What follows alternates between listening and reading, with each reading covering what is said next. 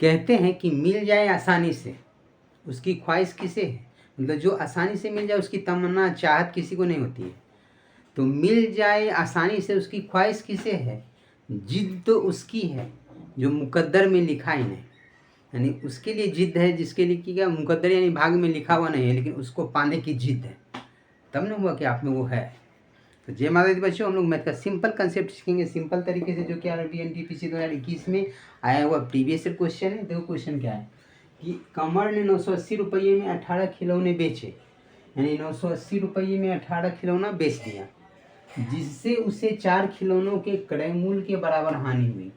यानी 980 रुपया में बेचा, तो 980 रुपया तो मूल्य है, लेकिन 18 खिलौने बेचा, लेकिन 4 खिलौनों के क्रय मूल्य के बराबर हानि हो गया। यानी 18 खिलौना जो बेचा उसमें 4 खिलौना का दाम उसको नहीं आया। यानी दाम कितने का आया, 18 में 4 घटा देंगे तो 14 खिलौनों का दाम आया। तो 980 रुपया जो है, 980 रुपया में बेच रहा है, कितना 18 खिलौने बेच दिया, लेकिन 18 खिलौने तो बेचा, लेकिन 18 खिलौने बेचने से उसे 4 खिलौनों के क्रय मूल्य के बराबर हानि हो गई। तो 4 खिलौना अगर हम इसमें घटा दें तो बच गया 14 खिलौना। तो 14 खिलौना का ये क्रय मूल्य एक तरह से हो गया। 980 रुपया जो है 14 खिलौना का क्रय मूल्य हो गया, क्योंकि ये यहाँ क्वेश्चन में कह रहा है कि विक्रय मूल्य। क्वेश्चन समझो कि 980 रुपया में 18 खिलौने बेचा, तो ठीक है बेच दिया, ये विक्रय मूल्य है 980 रुपया, लेकिन जिससे उसे 4 खिलौनों के क्रय मूल्य के बराबर हानि हुई। तो 18 खिलौना तो बेचा, लेकिन 4 खिलौना का हानि हुआ। यानी 18 को बेचा तो उसको दाम टोटल नहीं आया, उसको हानि हुआ, यानी कम पैसा आया तो कम आया। तो ये जो कम पैसा आया था, कितना खिलौना का दाम है पहले ये देख लेते हैं।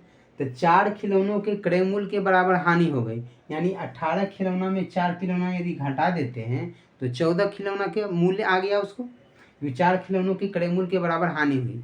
तो 4 खिलौना का क्रय मूल्य के बराबर हानि हुई, तो 18 को तो टोटल है ये है, 18 में 4 अगर घटा देते हैं तो 18 में 4 घटाएंगे तो 14 खिलौना।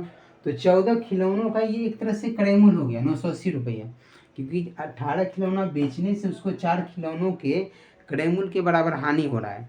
तो 18 में अगर 4 घटा देते हैं तो बच गया 14। तो जो 980 रुपया है वो 14 खिलौनों का क्या है, क्रय मूल्य है। तो आपसे पूछ रहा है प्रत्येक खिलौनों का क्रय मूल्य, प्रत्येक खिलौने का क्रय मूल्य,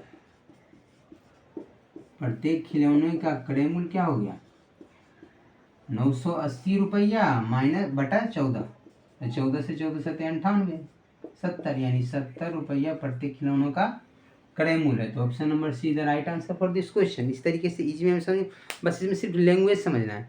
कह रहा है कि 18 खिलौने बेच रहा है, जिससे उसे 4 खिलौनों के क्रय मूल्य के बराबर हानि हो रहा है।